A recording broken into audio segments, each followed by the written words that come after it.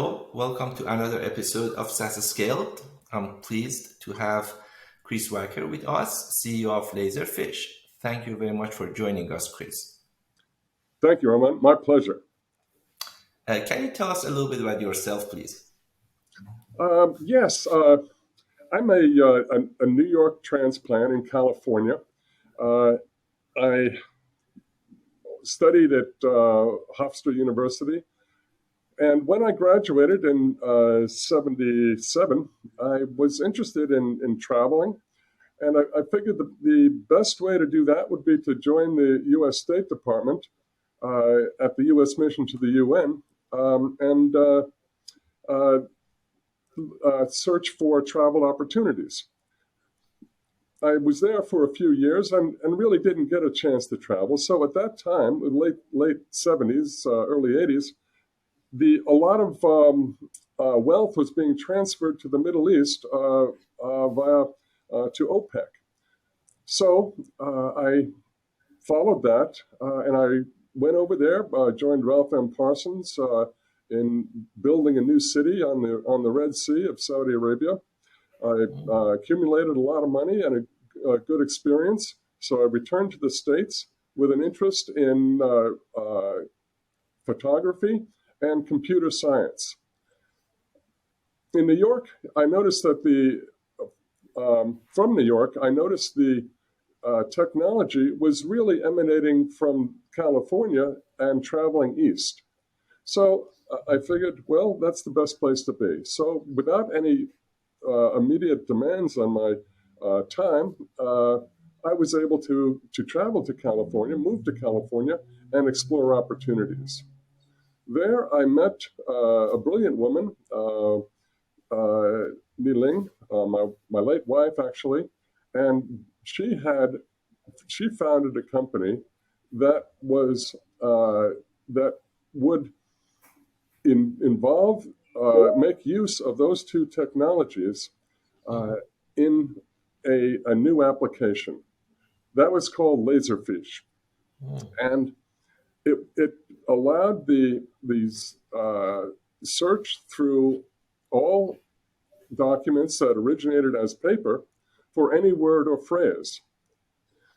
That really excited me. And so I joined and later married her. And we began offering Laserfiche, which had the features of doing full text search across scanned images. Now, that later expanded to what it is today, where we not only offer that functionality, but also process automation. Today, many documents are originated electronically, so the scanning is not so important as it used to be. So to expand our company, we began offering process automation, electronic forms, workflow, and ultimately data analytics. And that's where we are today. We have an army of resellers around the world who help us to get into new markets and to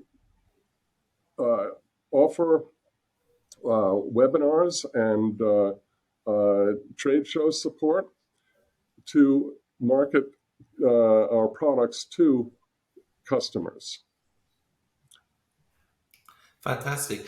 And then you have seen during the course of years that you have had this company growing it, the technology underlying the infrastructure and the technology itself, changing and evolving from different, in different areas. Most recently, SaaS has been, changing many things, of course, from the way we utilize the software, the way we consume it, the way we distribute it, the way we sell it, all of those aspects of SaaS.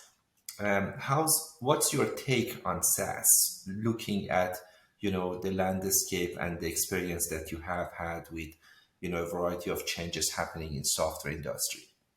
It's definitely the way of the future because you don't need the massive amount of infrastructure that you had with on-prem applications. That's the principal advantage. Other than that, you have the advantages of the ability to immediately issue or publish or make available uh, updates to the software. We do it on a quarterly basis. And it also allows us to troubleshoot very easily the issues that customers are facing. Keep them on the current releases at all times. And it has the ability to offer greater security. It offers greater security. And it gives us visibility into the implementations of Laserfiche software. It can be thought of as now content management and data processing can be thought of as a utility. You just turn it on and pay a monthly bill. There's no upfront large purchase of hardware, no expanding storage for the system. That is all taken care of by us. You just log into it with PCs and you begin work. No other issues. That for those reasons and others, like when you use iPaaS or RESTful APIs, you can tie in with other cloud-based systems very easily. And that's those are the primary advantages for going to the cloud, and those are big advantages, really. Sure. And then, of course, we live at a time that, COVID is not finished yet, but it seems that we are back to semi-normal. And that had a very big impact on us, on everything. It took over 2 years. And then changed many things. It went, some of the things that we are doing today, it's because of the COVID that changed it for the good Absolutely. or for the worse, so for better or worse. So if we look at some of these changes and some of the changes that have been accelerated, um, some of them are related to SaaS. How do you feel about, how do you think, or what do you think really COVID changed that is related to SaaS market in general? Oh, of course. So, and that's a very important point. During COVID, so many companies had to work remote, and you had to be able to work from any device, from anywhere, at any time. That is a principal advantage that SaaS applications offer. You don't have to go to the office to sit behind a desk and log into a database. You can do it from any device, anywhere, at any time, and that's a convenience that I think will, once we've been exposed to it, we can never go back. Mhm. Really, go back to the 9 to 5, 40 hours a week work week. Uh, we just need more flexibility, and this gives us really the ultimate work-life balance, which we practice in our company, and we can't go back to the previous practice, really. And when you, for example, look at the digital transformation part of it, right? So um, from one aspect, we have some problems that we were talking about it, and it's a result of, for example, supply chain being in trouble and energy cost is moving up. Those are really affecting every single aspect of life. Um, Now we are going through this kind of digital transformation that tells me maybe in the digital world we are relying less than ever on many of these things like energy, for example, right? So it's the dependency might be less than ever, and it might be the trend moving forward. And SaaS is a big part of it because it's the enabler there for people to really go digital and use many of these services. Automation might be another piece, but digital information, so when you have more data digitalized and you're relying on digital processes and digital world. What's your take on it, the way you have seen it, the way you see that it will pan out in the future? Oh, absolutely, and you hit on a great point, really, because it's an ill wind that does not benefit somebody. So this digital transformation is allowing us to do so many things without travel, and saving energy. Just as you mentioned, it's the e-commerce. You can shop from home and get it delivered the next day. You can go to a doctor's visit. You can visit a doctor without having to go see him, and it takes about half a day to visit a doctor. Uh, and it's just there are so many advantages to marketing. We have a annual conference here, and in during the pandemic, we had to shift to digital, and that gave us a lot of advantages. We could record sessions, and they could be viewed on demand. We could we have resellers all over the world, as far away as South Africa, so they could participate without having to travel 22 hours, and without having to go through jet lag and take on the expense of hotels and travel. It was just much more convenient. Of course, there's really no substitute for physical contact, and just in-person contact. But this definitely has, it's something that we will use in the right application at the right time. Before the pandemic, we were planning to go to the city of Santa Clara in Northern California, which is the technology center of Silicon Valley. Uh, we were making a presentation to them, and we were tying in with a video conferencing software that would, let me say, I'm not describing it right. We were the system we were building for them would include a participation by a video by a video transcription company, Okay. so that those videos would be converted to text and brought into our system and be retrievable through full text search. And there were other aspects of it besides that, of course, a lot of process automation. And what we were planning to send a number of people up there, pre-sales engineers, salespeople, lawyers, and then the pandemic struck, and we had to cancel it. We had to cancel the trip, but we still had the meeting, but it was virtual. So we saved in so many ways. We had, no one had to travel, so there was that expense saved. No one had to, go through lodging, and they were able to save the time that they would have traveled, as well as the money, and they just got to the point a lot more quickly. Now that we'll be doing in the future for certain. And so, that's one of the benefits of the digital transformation.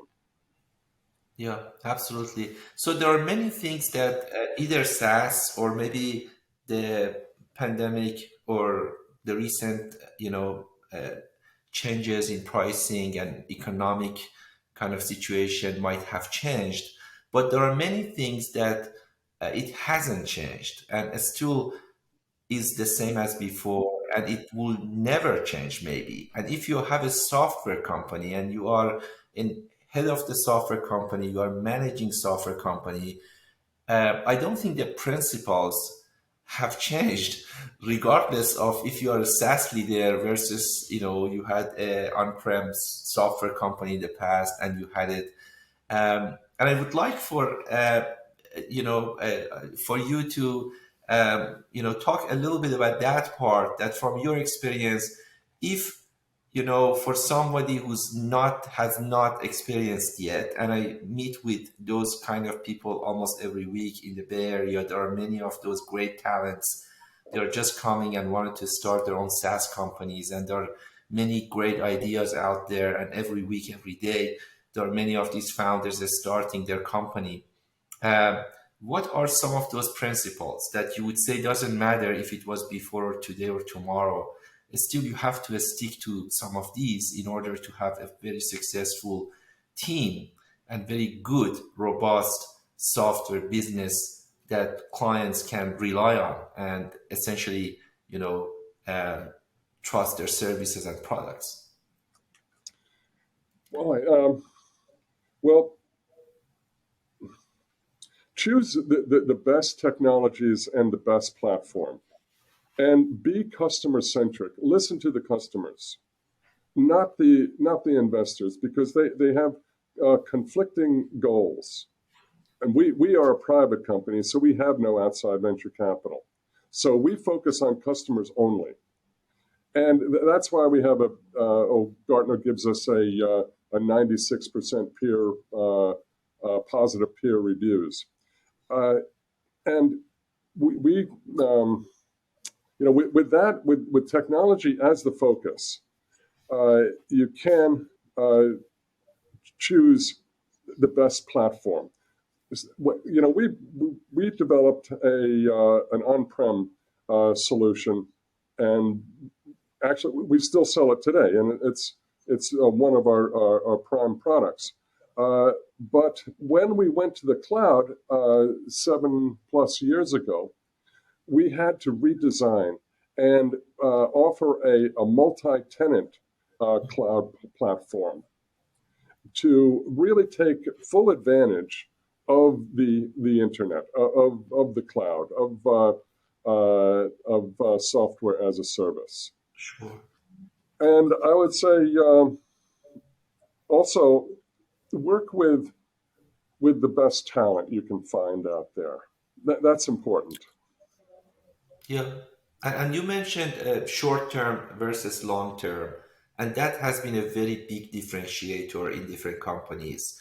I have seen great companies, but at the beginning, when you looked at them, they may not looked like great because they have been building the foundation, and it's slow to build a great thing. But then they had the great foundation to really go and do something great. Versus, I have seen very fast growth, especially in the Silicon Valley. I have seen fast growth at the beginning, but then it didn't pan out to be really the greatest at the end. So the pace that you go with, the kind of long-term vision versus looking at it very short term, it plays a big role when you really are running a software company, especially on the software world.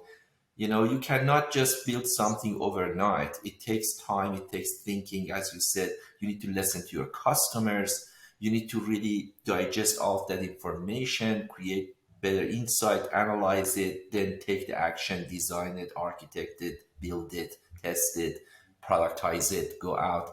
And all of these things take time and energy. So how can a SaaS company starting today understand and do the long term rather than just looking short term goals that are being pushed by the market, investors, everybody else? Rightfully, they need the output, and nobody in the world has unlimited time. So understandably, there has to be a time frame. But what is that kind of where to draw the line to say you need to, have a timeline in place, but you need to also think long term rather than be very short term thinker and jeopardize your future. Yes, yes, that's a very good point. And the cloud has really been kind of a disruptive technology. It's come upon us very quickly. So in order to get into it and have a long-term staying power, you need a startup would need capital, really.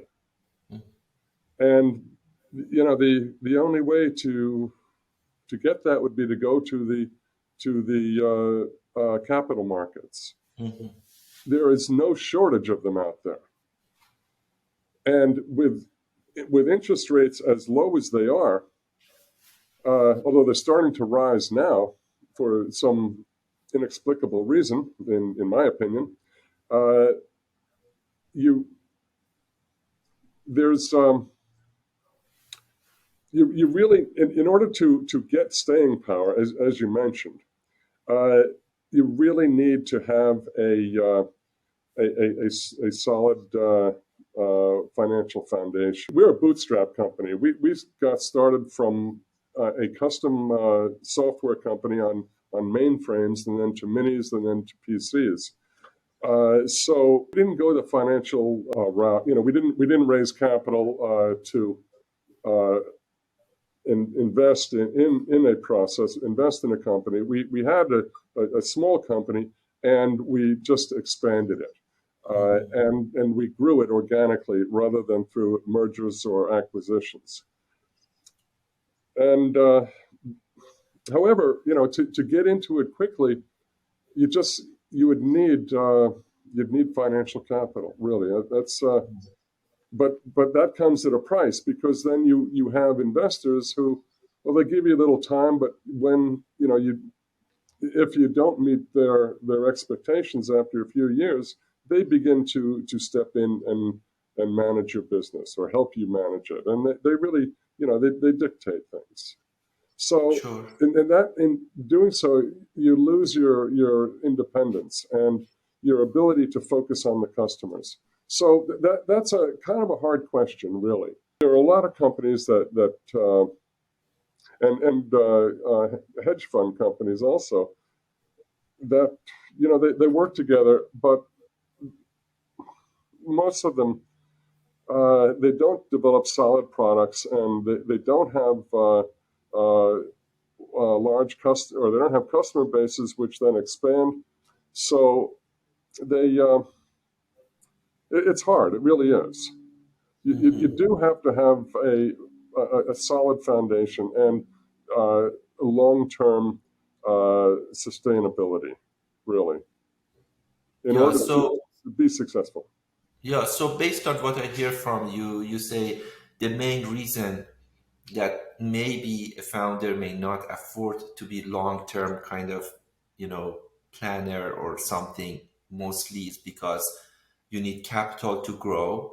And if you are taking capital, it comes with a timetable attached to it. And then you have to, the whole idea behind getting the capital is to show acceleration, because otherwise, it's just organic growth that takes time.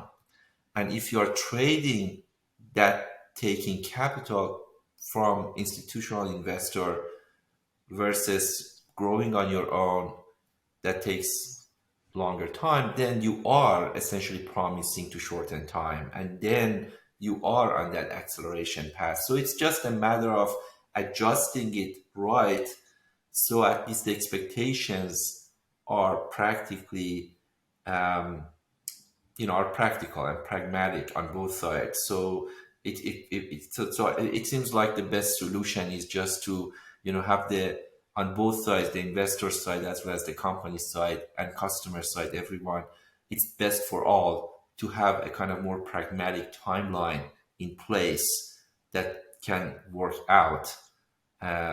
If the timeline is not uh, done right, then it's either overpromised on one side or the other side, So customer may have a different expectation of the delivery time, or investors may have a different expectation of return on investment they have made, or company and the team may have a different timeline. That happens all the time, and it's very, very hard to predict the future and say this is the exact timeline I'm on it.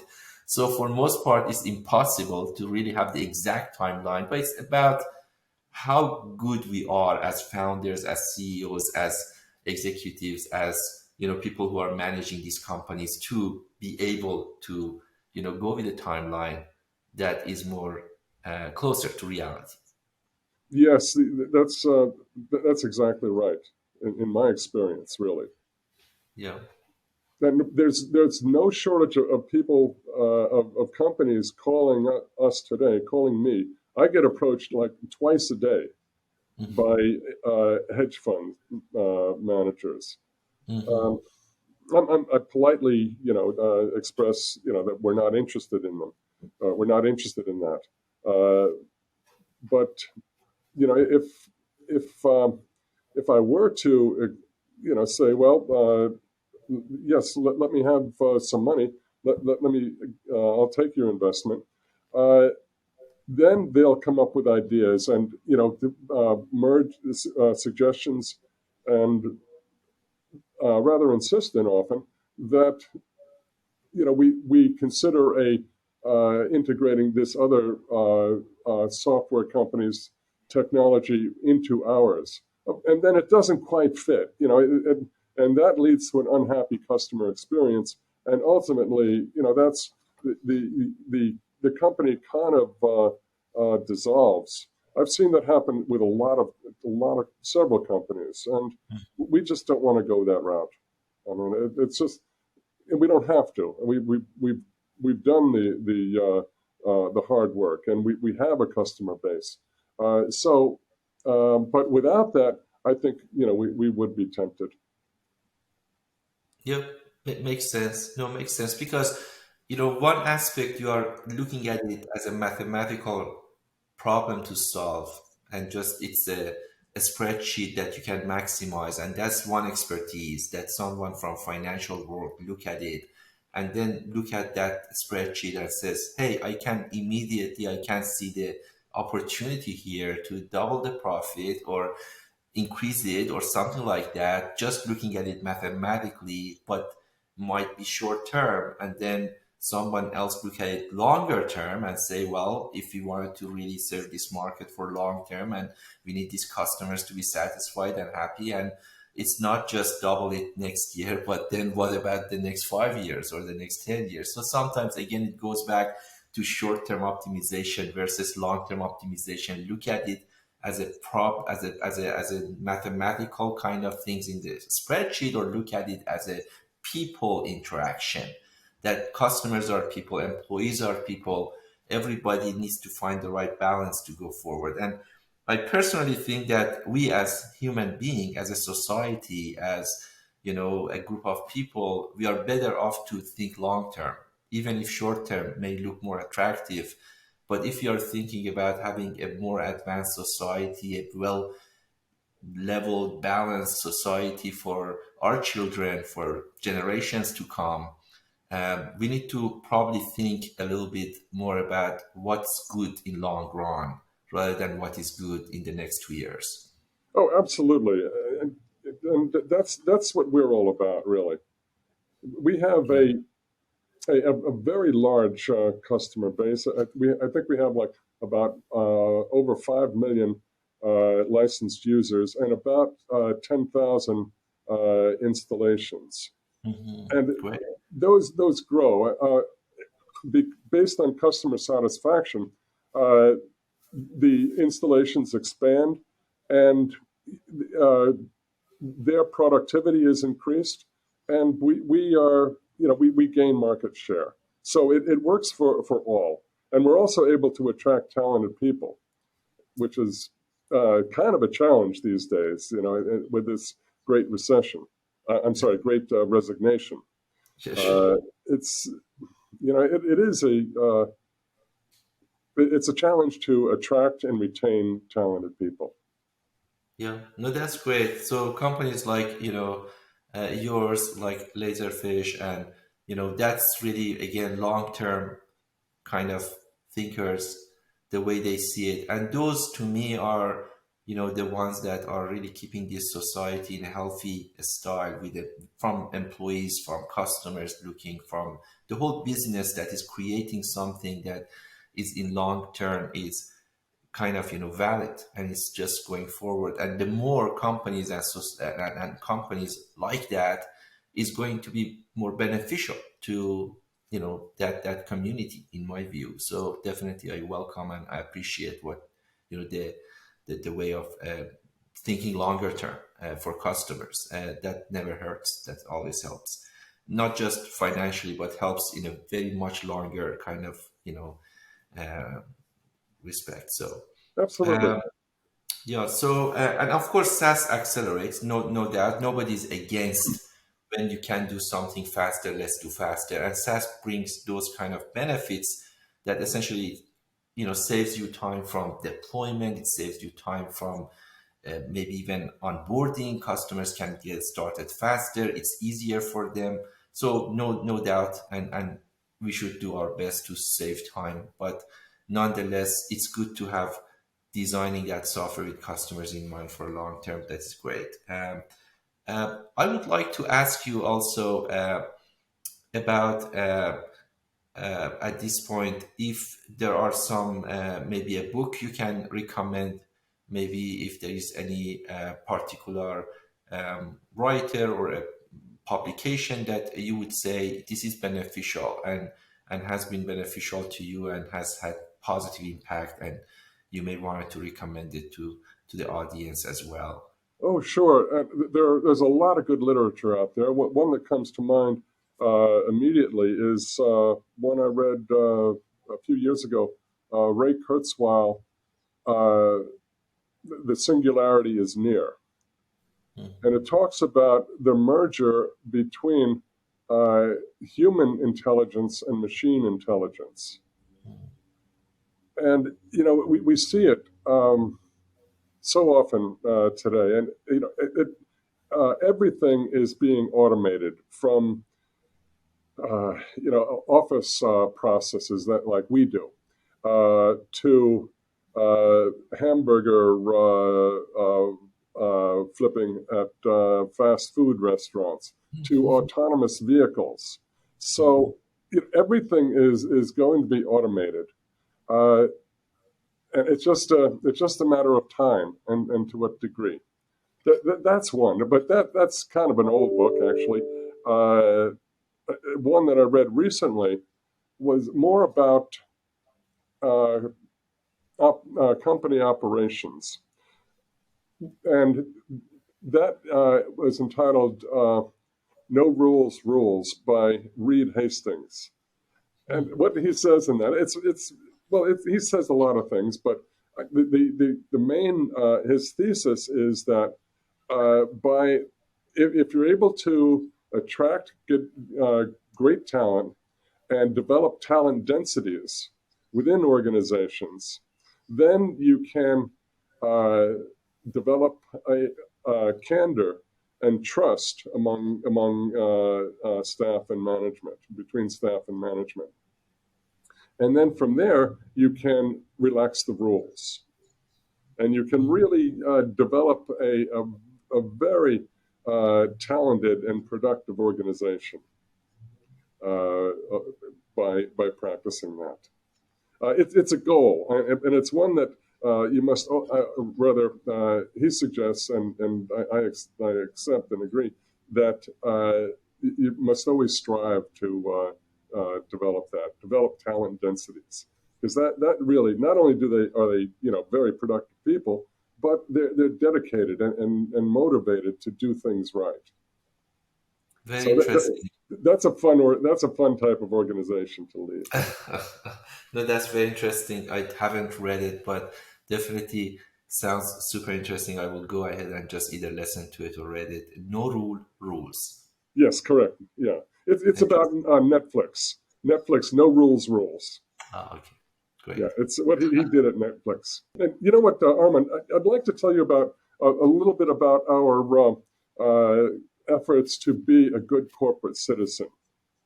Please. In Long Beach, for example, we work with the Long Beach government in two areas. One, we are involved in the Long Beach uh, uh, Economic Partnership, and the task force that we're involved in is bridging the digital divide. Hmm. And that is, at this time, there's some folks that really accumulate massive amounts of money, Hmm. billions of dollars. Uh, they could, and we're raising money. We've raised money from the Apostle Group and the Knight Foundation to purchase devices for those organizations or those people on the other side of the digital divide, to give them access to the internet and get them involved in the information era, the ability to access, to see environments outside of their own neighborhoods, and to realize that there really is a lot of opportunity out there, rather than just the limited, the very limited communities that they're involved in.